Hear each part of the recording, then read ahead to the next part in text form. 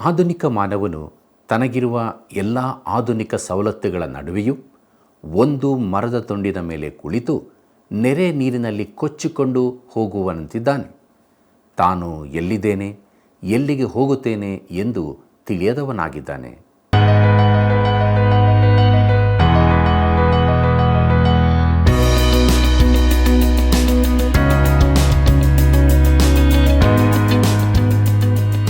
ಆತ್ಮೀಯ ಸ್ನೇಹಿತರೆ, ನಿಮಗೆಲ್ಲರಿಗೂ ಹೃದಯಪೂರ್ವಕವಾದ ವಂದನೆಗಳು.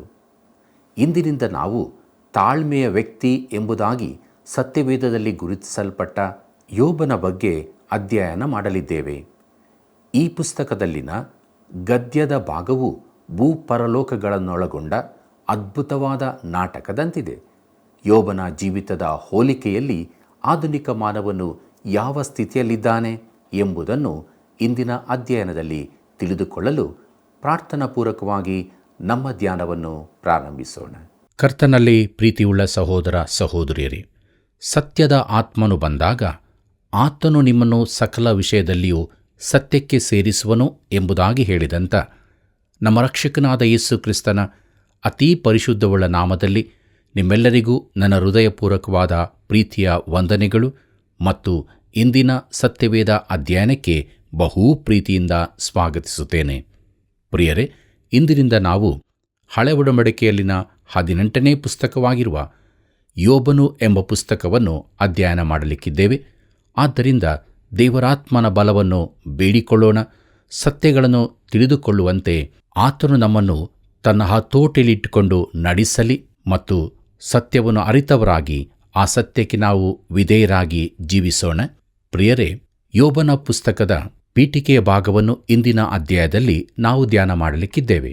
ಆದ್ದರಿಂದ ಇದರ ಮುನ್ನುಡಿಯ ಬಗ್ಗೆ ನೋಡುವಾಗ ಯೋಬನ ಪುಸ್ತಕವು ಬಹು ಅಮೂಲ್ಯವಾದದ್ದು, ಗಮನಾರ್ಹವಾದದ್ದು ಆಗಿದೆ.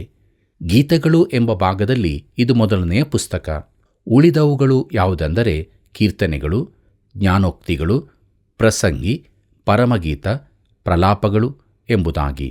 ಪ್ರಿಯರೇ, ಗೀತೆಗಳು ಅಂದರೆ ಅದರ ರಚನೆಗೆ ಅನುಸಾರವಾಗಿಯೇ ಹೊರತು ಅದರ ಭಾವನಾತ್ಮಕ ವಿಚಾರಗಳಿಗಾಗಿ ಅಲ್ಲ. ಇಲ್ಲವೇ ಗೀತೆಗಳು ಅಂದರೆ ಅವು ತಾಳಬದ್ಧವಾಗಿ ರಚಿತವಾಗಿದೆ ಎಂದೂ ಅಲ್ಲ.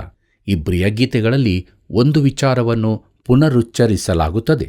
ಯೋಬನ ಪುಸ್ತಕದಲ್ಲಿನ ಸಂಭಾಷಣೆಯು ಸಂಗೀತದಂತಿದೆ. ಎಲ್ಲ ಸಂಭಾಷಣೆಗಳು ಗೀತರೂಪದಲ್ಲಿವೆ. ಪ್ರಿಯರೇ, ಈ ಲೌಕಿಕ ಸಾಹಿತ್ಯದ ಪರಿಚಯವಾಗಬೇಕಾದರೆ ಹೋಮರ, ಇಲಿಯಾದ್ ಮತ್ತು ಒಡೆಸ್ಸಿ ಗ್ರಂಥಗಳನ್ನು ಓದಬೇಕು. ಯೋಬನ ಪುಸ್ತಕದ ಗ್ರಂಥಕರ್ತನು ಯಾರೆಂದು ತಿಳಿದಿಲ್ಲ. ಒಂದು ಊಹೆಯ ಪ್ರಕಾರ ಇದನ್ನು ಬರೆದವನು ಮೋಶೆ, ಬೇರೆ ಊಹೆಗಳ ಪ್ರಕಾರ ಎಜ್ರನು, ಸೊಲೊಮೋನನು. ಯೋಬನು ಇಲ್ಲವೇ ಈ ಪುಸ್ತಕದಲ್ಲಿ ಬರುವ ಎಲೀಹು ಎಂದು ಹೇಳುತ್ತಾರೆ. ಎಲೀಹು ಇದನ್ನು ಬರೆದಿರಬಹುದು ಎಂಬುದಕ್ಕೆ ಯೋಬನ ಪುಸ್ತಕ 32ನೇ ಅಧ್ಯಾಯ 16 ಮತ್ತು 17ನೇ ವಚನಗಳನ್ನು ಆಧಾರವಾಗಿ ಮಾಡಲಾಗುತ್ತದೆ. ಅಲ್ಲಿ ಹೀಗೆ ನೋಡುತ್ತೇವೆ: ಅವರು ಇನ್ನೂ ಉತ್ತರ ಕೊಡದೆ ಮೌನವಾಗಿ ಸುಮ್ಮನೆ ನಿಂತಿದ್ದರೆ ನಾನು ಕಾದುಕೊಂಡಿರಬೇಕೋ? ನಾನು ನನ್ನ ಪಾಲಿನ ಉತ್ತರವನ್ನು ಹೇಳುವೆನು, ನಾನು ನನ್ನ ಅಭಿಪ್ರಾಯವನ್ನು ತಿಳಿಸುವೆನು ಎಂಬುದಾಗಿ ಓದುತ್ತೇವೆ.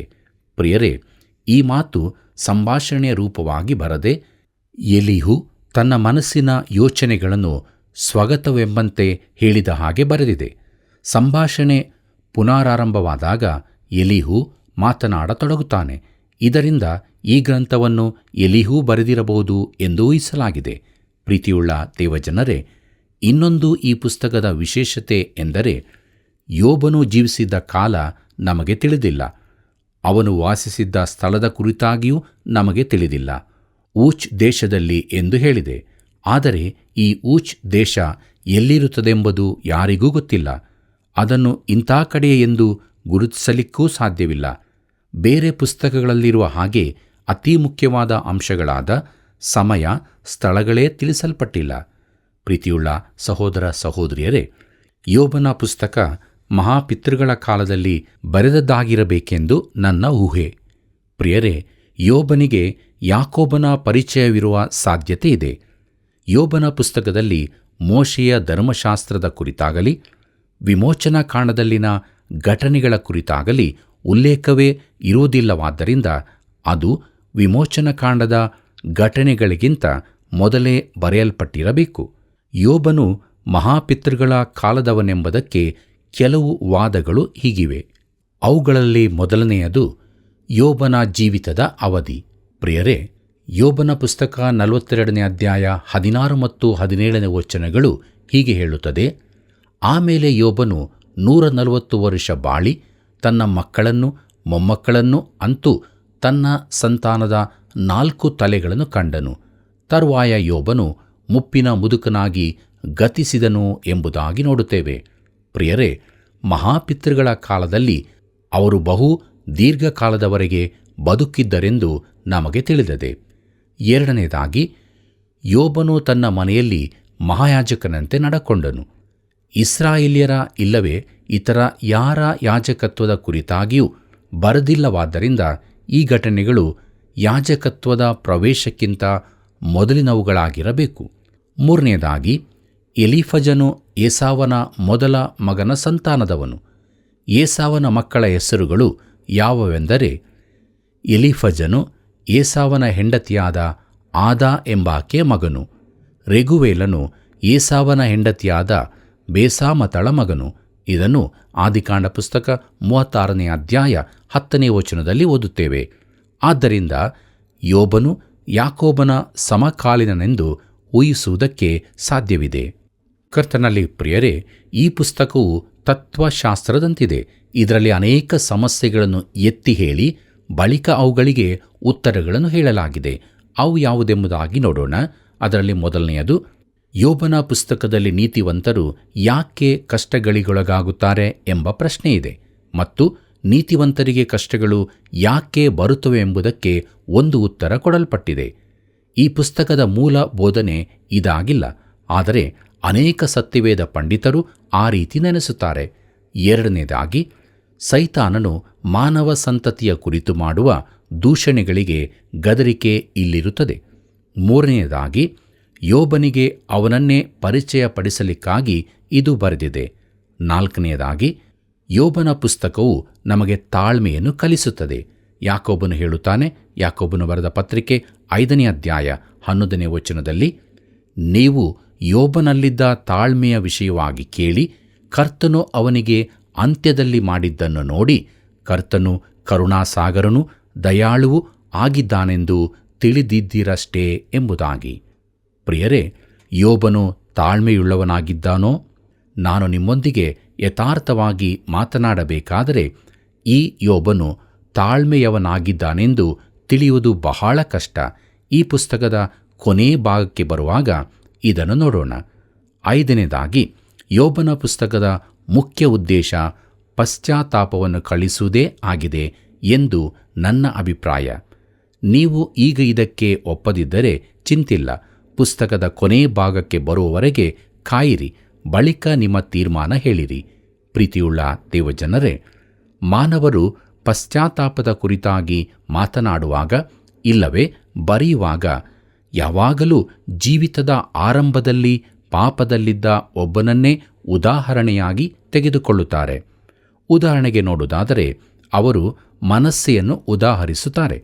ಇವನು ಯೆಹೂದದ ರಾಜರಲ್ಲಿ ಅತಿ ದುಷ್ಟನಾಗಿದ್ದನು. ಪ್ರಿಯರೇ, ನಾವು ಹಳೆ ಒಡಂಬಡಿಕೆಯ ಚಾರಿತ್ರಿಕ ಪುಸ್ತಕಗಳ ಅಧ್ಯಯನ ಮಾಡುವಾಗ ಅವನ ಕುರಿತು ನೋಡಿದ್ದೇವೆ. ಅಲ್ಲಿ ಅವನು ಪಶ್ಚಾತ್ತಾಪಪಟ್ಟನೆಂದು ಓದುತ್ತೇವೆ. ಪ್ರಿಯರೇ, ನ್ಯೂಯಾರ್ಕ್ನಲ್ಲಿನ ಅತಿ ಕುಡುಕನಾದ ಜೆರ್ರಿ ಮೆಕಾಲೆಯೂ ಹಾಗೆಯೇ ಅವನು ಪಶ್ಚಾತ್ತಾಪಪಟ್ಟನು. ಈ ವಿಧದ ಪಶ್ಚಾತ್ತಾಪದ ಕುರಿತು ನಾವು ಯೋಚಿಸಬೇಕಾಗಿದೆ.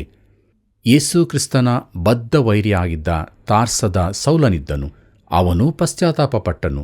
ತನ್ನ ಕಾಲದಲ್ಲಿ ದುಂದುಗಾರನಾಗಿದ್ದ ಪ್ರತಿಷ್ಠಿತ ವ್ಯಕ್ತಿಯಾಗಿದ್ದ ಅಸ್ಸಿಸಿಯ ಸಂತ ಫ್ರಾನ್ಸಿಸನನ್ನು ನೆನೆಸಿರಿ, ಅವನೂ ಪಶ್ಚಾತ್ತಾಪಪಟ್ಟನು. ಪ್ರೀತಿಯುಳ್ಳ ದೇವಜನರೇ, ಪಶ್ಚಾತ್ತಾಪದ ಕುರಿತು ಕಲಿಸಲು ಅಂಥವನನ್ನೇ ದೇವರು ಆರಿಸಲಿಲ್ಲ. ಆತನು ಹಾಗೆ ಮಾಡಬಹುದಿತ್ತು. ಹಳೆ ಒಡಂಬಡಿಕೆ ಕಾಲದಲ್ಲಿ ಜೀವಿಸಿದವರಲ್ಲಿ ಅತ್ಯಂತ ಒಳ್ಳೆಯವನನ್ನು ದೇವರು ಆರಿಸಿದನು. ಒಂದು ವೇಳೆ ಯೇಸು ಕ್ರಿಸ್ತನನ್ನು ಬಿಟ್ಟರೆ ಇವನಷ್ಟು ಅಂದರೆ ಯೋಬನಷ್ಟು ಒಳ್ಳೆಯವನು ಬೇರಾರೂ ಇದ್ದಿರಲಿಕ್ಕಿಲ್ಲ. ಇಂಥವನನ್ನು ದೇವರು ಆರಿಸಿ ಅವನು ಪಶ್ಚಾತ್ತಾಪ ಪಡುವ ಅವಶ್ಯವಿದೆಯೆಂಬುದನ್ನು ತೋರಿಸಿದನು. ಈ ಪುಸ್ತಕದ ಅಂತ್ಯಭಾಗಕ್ಕೆ ಬರುವಾಗ ಯೋಬನು ತಾನೇ ಹೇಳುತ್ತಾನೆ. ಯೋಬನ ಪುಸ್ತಕ 42ನೇ ಅಧ್ಯಾಯ 5 ಮತ್ತು 6ನೇ ವಚನಗಳಲ್ಲಿ ಹೀಗೆ ಬರೆದಿದೆ: ಕಿವಿಯಿಂದ ನಿನ್ನ ವಿಷಯವನ್ನು ಕೇಳಿದ್ದೆನು, ಈಗಲಾದರೂ ನಿನ್ನನ್ನೇ ಕಣ್ಣಾರೆ ಕಂಡೆನು. ಆದ ಕಾರಣ ನಾನು ಆಡಿದ್ದನ್ನು ತಿರಸ್ಕರಿಸಿ ಧೂಳಿಯಲ್ಲಿಯೂ ಬೂದಿಯಲ್ಲಿಯೂ ಕುಳಿತು ಪಶ್ಚಾತ್ತಾಪ ಪಡುತ್ತೇನೆ ಎಂಬುದಾಗಿ. ಕರ್ತನಲ್ಲಿ ಪ್ರಿಯರೇ, ಇದು ಪ್ರತಿಯೊಬ್ಬ ವಿಶ್ವಾಸಿಗೂ, ಈ ಪುಸ್ತಕವನ್ನು ಓದುವ ಪ್ರತಿಯೊಬ್ಬನಿಗೂ ಕಲಿಸುವುದೇನೆಂದರೆ, ನಾವು ಎಷ್ಟೇ ಒಳ್ಳೆಯವರಾಗಿದ್ದರೂ ನಾವು ದೇವರು ನಮ್ಮನ್ನು ನೋಡುವ ರೀತಿಯಲ್ಲಿ ನೋಡಿಕೊಳ್ಳಬೇಕು. ನಮ್ಮ ಒಳ್ಳೆಯ ಕ್ರಿಯೆಗಳೆಲ್ಲ ಹೊಲೆಯ ಬಟ್ಟೆಯಂತಿವೆ. ನಾವು ಪಶ್ಚಾತ್ತಾಪ ಪಡಬೇಕಾಗಿದೆ. ಕರ್ತನಲ್ಲಿ ಪ್ರಿಯರೇ, ಅನೇಕರಿಂದ ಇದು ಒಂದು ತತ್ವಜ್ಞಾನದ ಪುಸ್ತಕವೆಂದು ಪರಿಗಣಿಸಲ್ಪಟ್ಟಿದೆ. ಟೆನ್ನಿಸನ್ ಇದನ್ನು ಅತಿ ಶ್ರೇಷ್ಠ ಕವನವೆಂದಿದ್ದಾರೆ. ಅದು ಪ್ರಾಚೀನವಾಗಿರಲಿ ಆಧುನಿಕವಾಗಿರಲಿ. ಯೋಬನ ಪುಸ್ತಕದ ಕುರಿತು ಥೋಮಸ್ ಕರ್ಲೈಲ್ ಎಂಬ ಸ್ಕಾಟ್ಲೆಂಡಿನ ತತ್ವಶಾಸ್ತ್ರಜ್ಞನು ಹೀಗೆ ಹೇಳಿದ್ದಾರೆ: ಲೇಖನಿಯಿಂದ ಬರೆದವುಗಳಲ್ಲಿ ಅದು ಸುಂದರವಾದದ್ದು ಎಂದು. ಮಾರ್ಟಿನ್ ಲೂಥರ್ ಹೇಳಿದ್ದಾರೆ: ಈ ಪುಸ್ತಕವು ಸತ್ಯವೇದದ ಬೇರೆಲ್ಲ ಪುಸ್ತಕಗಳಿಗಿಂತ ಅದ್ಭುತವೂ ಘನವಾದದ್ದೂ ಆಗಿದೆ ಎಂದು. ಡಾಕ್ಟರ್ ಮೂರ್ ಹೆಡ್ ಹೇಳಿದ್ದಾರೆ: ಯೋಬನ ಪುಸ್ತಕವು ಅಸ್ತಿತ್ವದಲ್ಲಿರುವ ಅತ್ಯುನ್ನತ ಗೌರವದ ಪುಸ್ತಕವಾದದ್ದು ಎಂಬುದಾಗಿ. ಪ್ರೀತಿಯುಳ್ಳ ಸಹೋದರ ಸಹೋದರಿಯರೇ, ಈ ಪುಸ್ತಕದಲ್ಲಿನ ಗದ್ಯದ ಭಾಗವು ಭೂಪರಲೋಕಗಳನ್ನೊಳಗೊಂಡ ಅದ್ಭುತವಾದ ನಾಟಕದಂತಿದೆ. ಇದರ ಅರ್ಥ ಅದು ಕಥೆಯೆಂದಲ್ಲ. ಸತ್ಯವೇದದಲ್ಲಿ ಯೋಬನನ್ನು ಚಾರಿತ್ರಿಕವಾಗಿ ಗುರುತಿಸಲಾಗಿದೆ. ಹೇಜ್ಕೇಲನ ಪ್ರವಾದನೆ ಗ್ರಂಥ 14ನೇ ಅಧ್ಯಾಯ 14 ಮತ್ತು 20ನೇ ವಚನ, ಯಾಕೋಬನು ಬರೆದ ಪತ್ರಿಕೆ 5ನೇ ಅಧ್ಯಾಯ 11ನೇ ವಚನಗಳನ್ನು ಗಮನಿಸಿರಿ. ಪ್ರಿಯರೇ, ಕಾರ್ಯಕ್ರಮದ ನಂತರ ನೀವು ಅವುಗಳನ್ನು ಓದಿಕೊಳ್ಳಬೇಕಾಗಿ ಕೇಳಿಕೊಳ್ಳುತ್ತೇನೆ. ಪೌಲನು ಯೋಬನ ಪುಸ್ತಕದ ಮಾತನ್ನು ಎತ್ತಿ ಹೇಳಿದ್ದಾನೆ. ಕೊರಿಂಥದವರಿಗೆ ಬರೆದ 1ನೇ ಪತ್ರಿಕೆ 3ನೇ ಅಧ್ಯಾಯ 19ನೇ ವಚನದಲ್ಲಿ. ಪ್ರಿಯರೇ, ಯೋಬನ ಪುಸ್ತಕವನ್ನು ಅನೇಕ ಲೇಖಕರು ತಮ್ಮ ಬರಹ, ನಾಟಕಗಳಿಗೆ ಮೂಲವಸ್ತುವನ್ನಾಗಿ ಉಪಯೋಗಿಸಿದ್ದಾರೆ. H.G. ವೇಲ್ಸ್ ರವರು ಸಹ ಆರ್ಚಿಬಾಲ್ಡ್ ಮೆಕ್ಲೇಶ್ ಅವರು ತಮ್ಮ ಅತ್ಯಂತ ಪ್ರಸಿದ್ಧ ನಾಟಕ ಜೆ.ಬಿಗೆ ಅದನ್ನು ಉಪಯೋಗಿಸಿದ್ದಾರೆ. ಅದರಲ್ಲಿ ಅವರು ಯೋಬನಿಗೂ ಆಧುನಿಕ ಮಾನವನಿಗೂ ಹೋಲಿಕೆ ಮಾಡಲೆತ್ನಿಸಿದ್ದಾರೆ. ಆದರೆ ನಿಜವಾಗಿ ಅವರು ಅದರಲ್ಲಿ ಪೂರ್ಣ ಯಶಸ್ವಿಯಾಗಲಿಲ್ಲವೆಂದು ನಾನು ನೆನೆಸುತ್ತೇನೆ. ಯೋಬನ ಕುರಿತಾಗಿಯೂ ಆ ಪುಸ್ತಕದ ವಿಶೇಷ ಉದ್ದೇಶದ ಕುರಿತಾಗಿಯೂ ಅವರು ತಿಳುಕೊಳ್ಳಲಿಲ್ಲ. ಅವರ ನಾಟಕದಲ್ಲಿ ಆಧುನಿಕ ಮಾನವನ ನಿರಾಶೆ, ನಿರೀಕ್ಷೆಗಳ ಕುರಿತು ಹೇಳಲಾಗಿದೆ. ಆದರೆ ಅಲ್ಲಿಗೇನೆ ಹೋಲಿಕೆಯು ನಿಲ್ಲುತ್ತದೆ. ಪ್ರೀತಿಯುಳ್ಳ ದೇವಜನರೇ, ಯೋಬನ ಪುಸ್ತಕದಲ್ಲಿ ದೇವರ ಇರುವಿಕೆಯನ್ನು ಚೆನ್ನಾಗಿ ತಿಳಿದಿದ್ದ ಒಬ್ಬ, ತನ್ನಲ್ಲಿ ಯಾವ ತಪ್ಪನ್ನೂ ಕಾಣದವನಾಗಿದ್ದು, ತನ್ನ ಸ್ವನೀತಿಯ ಕುರಿತಾಗಿ ಅತಿಯಾದ ಅಭಿಮಾನಿಯಾಗಿದ್ದು, ತನ್ನ ಸುತ್ತಲಿರುವವರೆದುರು ಅದನ್ನು ಸಮರ್ಥಿಸಿಕೊಂಡವನನ್ನು ಕಾಣುತ್ತೇವೆ. ತಾನು ದೇವರೆದುರಿನಲ್ಲಿ ಸರಿಯಾಗಿದ್ದೇನೆಂದು ಯೋಬನು ತಿಳಿದುಕೊಂಡಿದ್ದನು. ಸಮರ್ಥಿಸಿಕೊಳ್ಳಲಿಕ್ಕಾಗಿ ಅವನು ದೇವರ ಸನ್ನಿಧಿಗೆ ಬರಲು ಬಯಸಿದನು. ಆದರೆ ಆ ರೀತಿ ಬಂದಾಗ ತಾನು ಪಶ್ಚಾತ್ತಾಪ ಪಡುವ ಅಗತ್ಯವಿದೆಯೆಂದು ಅವನು ತಿಳಿದುಕೊಂಡನು. ಕರ್ತನಲ್ಲಿ ಪ್ರೀತಿಯುಳ್ಳ ಸಹೋದರ ಸಹೋದರಿಯರೇ, ಇದು ಯಾವ ರೀತಿಯಿಂದಲೂ ಆಧುನಿಕ ಮಾನವನ ವಿವರಣೆಯಲ್ಲ. ಮನಃಶಾಸ್ತ್ರಜ್ಞರು ಹೇಳುತ್ತಾರೆ, ನಿನ್ನ ತಾಯಿ ನಿನ್ನನ್ನು ಬೇಕಾದಷ್ಟು ಪ್ರೀತಿಸದಿರುವುದೇ ಸಮಸ್ಯೆ ಎಂದು. ಈ ತಲೆಮಾರಿನ ತಾಯಂದಿರು ತಮ್ಮ ಮಕ್ಕಳನ್ನು ಬೇಕಾದಷ್ಟು ಮುದ್ದು ಮಾಡಲಿಲ್ಲವೆಂಬುದೇ ಸಮಸ್ಯೆ ಎಂದು ನನ್ನ ಅಭಿಪ್ರಾಯ. ತಂದೆ ತಾಯಂದಿರು ತಮ್ಮ ಮಕ್ಕಳನ್ನು ಅಲಕ್ಷ್ಯ ಮಾಡಿರುತ್ತಾರೆಂದು ಹೇಳಲಾಗುತ್ತದೆ. ಇದರಲ್ಲಿ ಸ್ವಲ್ಪ ಸತ್ಯವಿದೆ ಎಂದು ನನಗೆ ಅನಿಸುತ್ತದೆ ಮತ್ತು ಸಮಸ್ಯೆಗೆ ಸ್ವಲ್ಪ ಮಟ್ಟಿಗೆ ಇದೂ ಕಾರಣವಾಗಿರಬಹುದು. ನಾವು ಬೇರೆಯವರ ಮೇಲೆ ದೂರು ಹಾಕಲಾಗದು.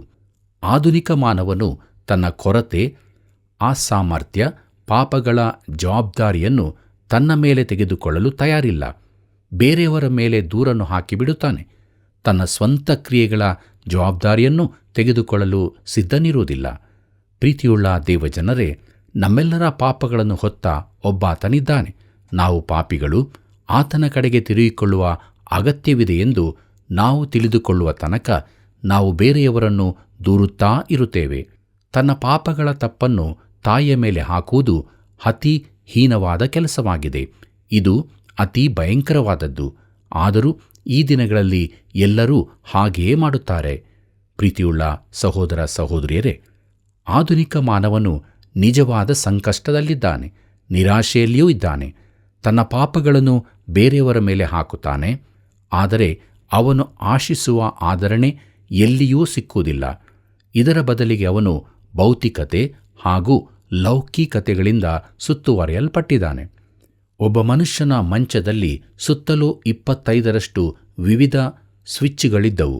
ಮನೆಯಲ್ಲೆಲ್ಲ ಇರುವ ದೀಪಗಳನ್ನು ಮಲಗಿದ್ದಲ್ಲಿಂದಲೇ ನಿಯಂತ್ರಿಸಬಲ್ಲವನಾಗಿದ್ದನು ಎಂಬುದಾಗಿ ಕೆಲವರು ಹೇಳುತ್ತಾರೆ. ನಾನು ಈ ರೀತಿ ಎಲ್ಲಿಯೂ ನೋಡಿರಲಿಲ್ಲ. ಪ್ರಿಯರೇ, ಗಂಟೆ ಬಾರಿಸಲು, ಬಾಗಿಲುಗಳನ್ನು ತೆರೆಯಲು, ಮುಚ್ಚಲು, ಹೊರಗಿನ ದೀಪ ಹಚ್ಚಲು ಎಲ್ಲದಕ್ಕೂ ಸ್ವಿಚ್ ಇತ್ತು. ಇದೆಲ್ಲವೂ ಅವನ ಭದ್ರತೆಗಾಗಿ ಮಾಡಿದ್ದು. ನಮ್ಮಲ್ಲನೇಕರು ಈ ರೀತಿ ಮಾಡಿಕೊಳ್ಳುತ್ತಾರೆ. ತಮ್ಮದೇ ಆದ ಭದ್ರತಾ ಕೋಟೆ ರಚಿಸಿಕೊಂಡು ಅದರೊಳಗೆ ಅಡಗಿಕೊಳ್ಳುತ್ತೇವೆ. ಆದರೆ ಆಧುನಿಕ ಮಾನವನ ಸಮಸ್ಯೆ ಎಂದರೆ ಅವನು ದೇವರ ಕುರಿತಾಗಿ ಚಿಂತಿಸುವುದೇ ಇಲ್ಲ. ತಾನು ಆಶ್ರಯಿಸಬಲ್ಲ ರಕ್ಷಕನೊಬ್ಬನಿದ್ದಾನೆಂದು ಅವನಿಗೆ ತಿಳಿದಿಲ್ಲ. ಯೋಬನ ಸ್ಥಿತಿ ಆಗಲ್ಲ. ಯೋಬನು ದೇವರನ್ನು ಚೆನ್ನಾಗಿ ತಿಳಿದಿದ್ದನು, ಆತನನ್ನು ನಂಬಿದ್ದನು. ನಾವು ನೋಡುವಂತೆ ದೇವರು ಯೋಬನನ್ನು ಕಷ್ಟಗಳ ಗಾಣದಲ್ಲಿ ಹಾಕಿ ಕೊನೆಗೆ ತನ್ನ ಬಳಿಗೇನೇ ನಡೆಸುತ್ತಾನೆ.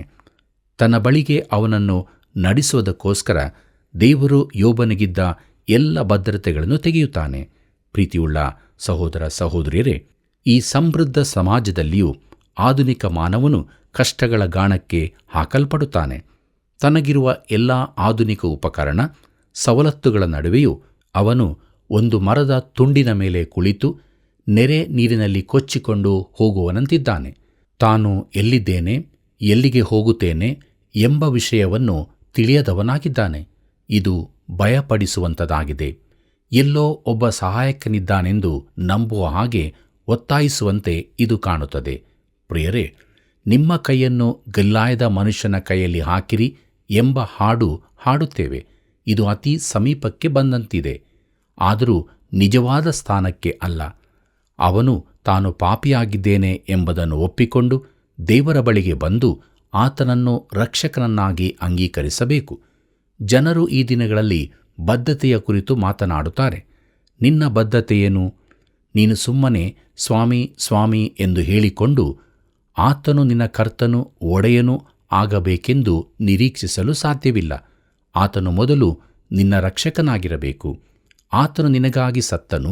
ಕ್ರಿಸ್ತನ ಕ್ರೂಜೆಯ ಬಳಿಯಿಂದ ನೀನು ಆರಂಭಿಸದಿದ್ದರೆ ನೀನು ಎಲ್ಲಿಗೂ ಹೋಗಲಾರಿ. ಪ್ರೀತಿಯುಳ್ಳ ದೈವಜನರೇ, ಈ ವಿಚಾರಗಳು ಅತೀ ಮುಖ್ಯವೆಂದು ನಾನು ಭಾವಿಸಿದ್ದರಿಂದ ಅದಕ್ಕಾಗಿ ಕೆಲವು ಸಮಯ ಹೆಚ್ಚು ತೆಗೆದುಕೊಂಡಿದ್ದೇನೆ. ಯೋಬನು ತನ್ನೆಲ್ಲ ಸಂಕಟಗಳ ಅವಧಿಯಲ್ಲೂ ದೇವರು ತನ್ನೊಂದಿಗಿರುವುದನ್ನು ಅನುಭವಿಸಿದ್ದಾನೆ. ಆಧುನಿಕ ಮಾನವನಂತೆ ಅವನು ಎಲ್ಲೆಲ್ಲೋ ಸೆಳೆಯಲ್ಪಟ್ಟಿಲ್ಲ. ಆದರೆ ದೇವರು ತನ್ನನ್ನು ಯಾಕೆ ಕಷ್ಟಗಳಲ್ಲಿ ಹಾಕಿದ್ದಾನೆಂಬುದನ್ನು ಅವನು ತಿಳಿಯಲಿಲ್ಲ. ದೇವರು ಅವನೊಂದಿಗೆ ಮಾತನಾಡುವವರೆಗೆ ಅವನಾಗಿ ತಾನು ಪಶ್ಚಾತ್ತಾಪ ಪಡಬೇಕೆಂದು ಅವನಿಗೆ ತಿಳಿಯಲಿಲ್ಲ. ಪ್ರೀತಿಯುಳ್ಳ ದೇವಜನರೇ, ಮುಂದಕ್ಕೆ ನಾವು ಯೋಬನ ಪುಸ್ತಕದ ರೂಪುರೇಖೆಗಳನ್ನು ನೋಡೋಣ. ಮೊದಲನೆಯದು ನಾಟಕ ಅಥವಾ ಗದ್ಯ 1 ಮತ್ತು 2ನೇ ಅಧ್ಯಾಯಗಳು. ಇದರಲ್ಲಿ 1ನೇ ದೃಶ್ಯ ಊಚ್ ದೇಶ, ಯೋಬನ ಅಭಿವೃದ್ಧಿ, ಅವನ ಪ್ರಶಾಂತತೆ. 1ನೇ ಅಧ್ಯಾಯ 1ನೇ ವಚನದಿಂದ 5ನೇ ವಚನದವರೆಗೆ. 2ನೇ ದೃಶ್ಯ ಪರಲೋಕ. ಸೈತಾನನು ದೇವರನ್ನೂ ಯೋಬನನ್ನು ಸುಳ್ಳಾಗಿ ದೂರುವುದು. 1ನೇ ಅಧ್ಯಾಯ 6ನೇ ವಚನದಿಂದ 12ನೇ ವಚನದವರೆಗೆ. 3ನೇ ದೃಶ್ಯ ಊಚ್ ದೇಶ. ಯೋಬನು ಮಕ್ಕಳನ್ನು ಐಶ್ವರ್ಯವನ್ನು ಕಳಕೊಂಡದ್ದು. 1ನೇ ಅಧ್ಯಾಯ 13ನೇ ವಚನದಿಂದ 22ನೇ ವಚನದವರೆಗೆ.